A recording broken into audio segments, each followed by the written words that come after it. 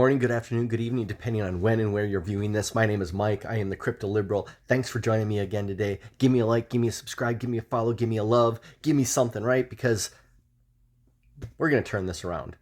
Now, I'm going to headline or title this video $9,000 Bitcoin because of something I found in the charts. $9,000 Bitcoin. Is it possible? Don't say no before you watch this. But first, I wanted to start with the stock market, right? Because the stock market wasn't doing too bad today, and it's when you say it's not doing too bad, you're comparing it to like the last week, and the Nasdaq, right? Nasdaq is up 0.01%.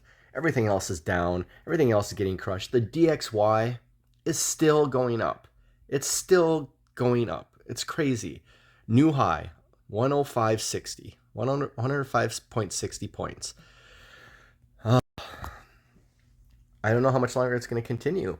And if that keeps up, maybe a $9,000 Bitcoin is in the offing.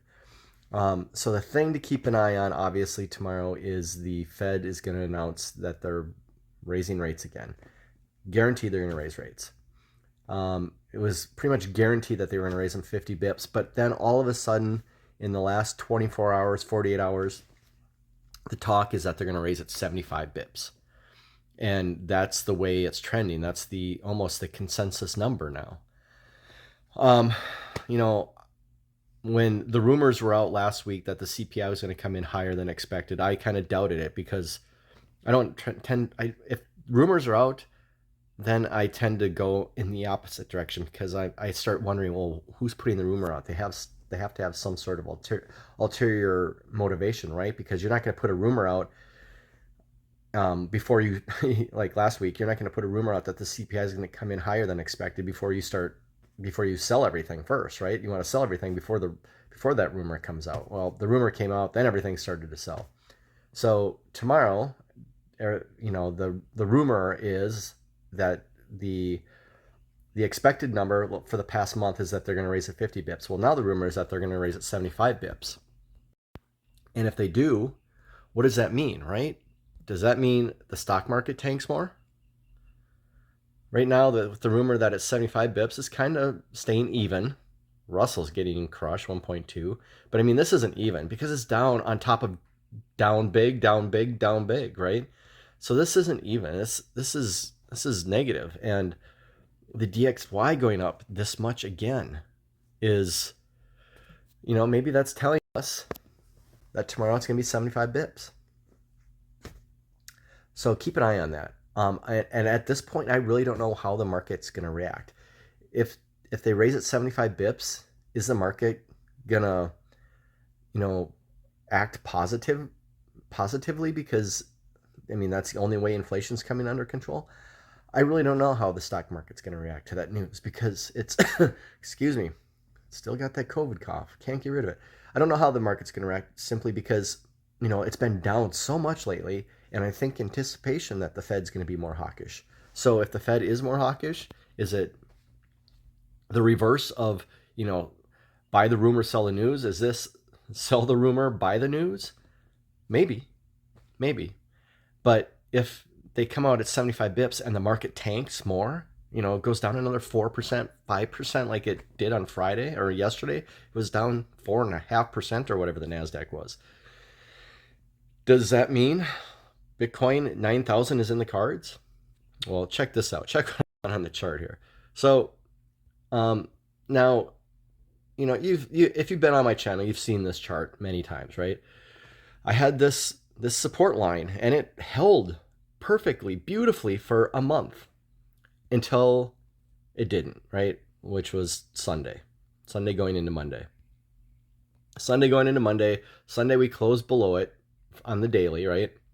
Monday, just the start of the day, Monday, we wicked up and touched my support line, all sudden resistance and dump. So, excuse me, I apologize. This cough has just got to go away. Anyway, so now you start wondering, where is support? Well, look at this line I have down here. This red line down here. If it went down there today, that is approximately $9,000. Well, where's that line coming from? So we had this support line up here. It held as support beautifully, right? And look at it held as support here back in, and I've been over this several times, in January of this year. Held as support beautifully, bounced up. Okay, when's the last time before that?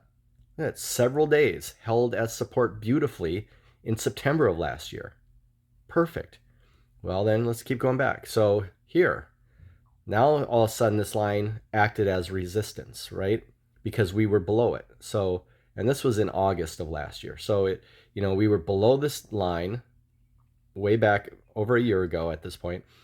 We went below back in May of last year. So you can see it acted as support in April of last year and even before that. Well, it went below in May of last year, and we were below it for like 3 months before we finally cracked it, right? It served as resistance here in end of July, and then went above it. So we were above it until just Sunday. Well, the last time we went below it, right? So we went below it here in May of last year, and we stayed below it for 3 months. But where did we go?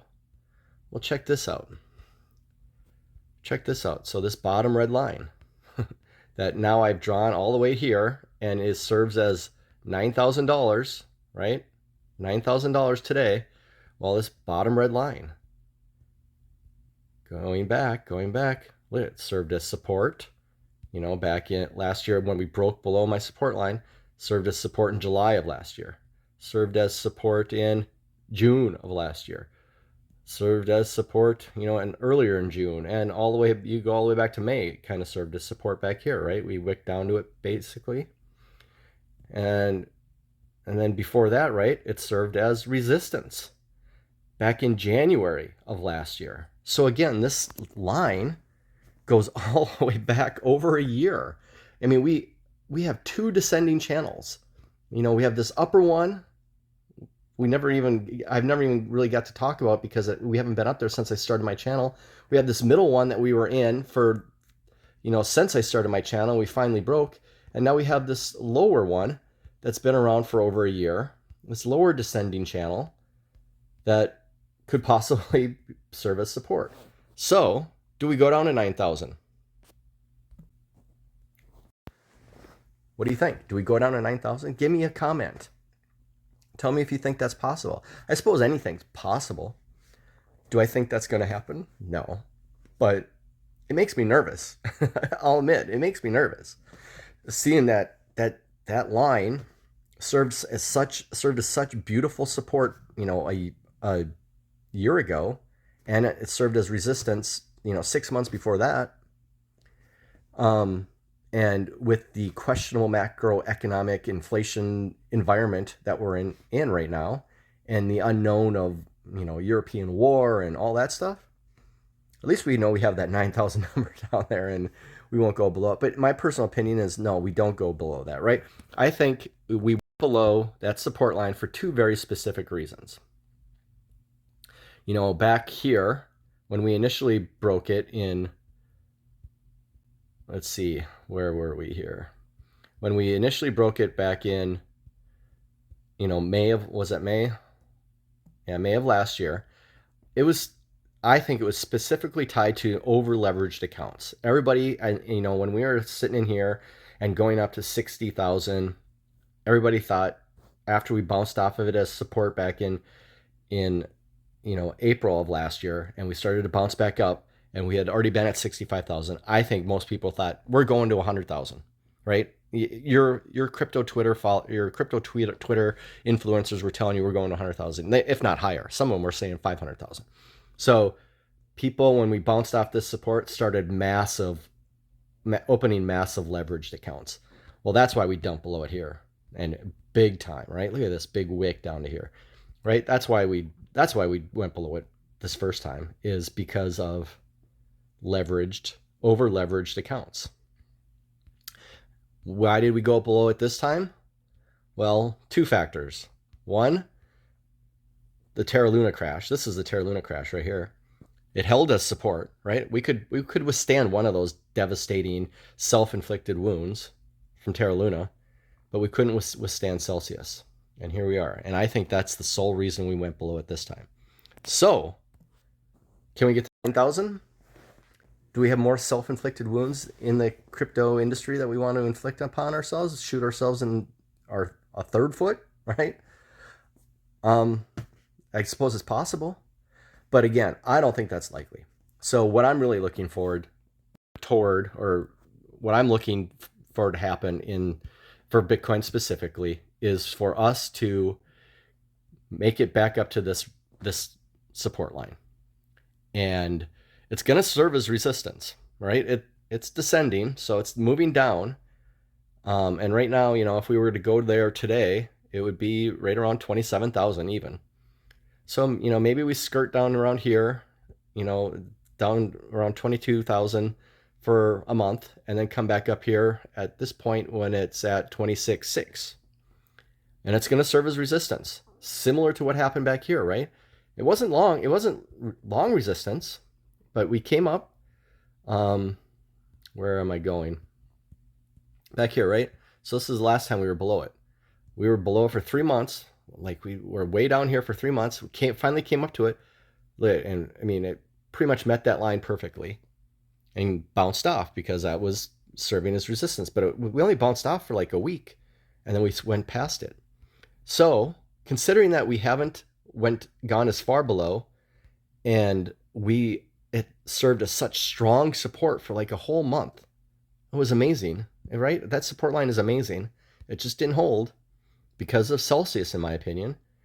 So I think maybe, last time we were down here or below this support line, we were down there for 3 months. I think maybe this time it's a month. This is my hopium, right? A month. We come up, get rejected off this line for a few days, a week, come back down, and then boom, we're off. That's kind of what I'm hoping for in crypto. I don't think 9,000 is in the cards. And I could be wrong, right? I could be wrong. I was wrong on that support line the first time, even though I was right for a month. I thought I had it. I thought I nailed it for you. So, sorry. This isn't financial advice, right? I've told you since I was, every time I'd say, it's holding perfectly, just like I said, I always reminded you that I'm wrong. And I'm more right than wrong, but I'm wrong periodically. So that's that. That's my Bitcoin analysis. So, but the other thing is, how is, like I said, I'm right more than I'm wrong. Well, how are we doing on our ADA prediction?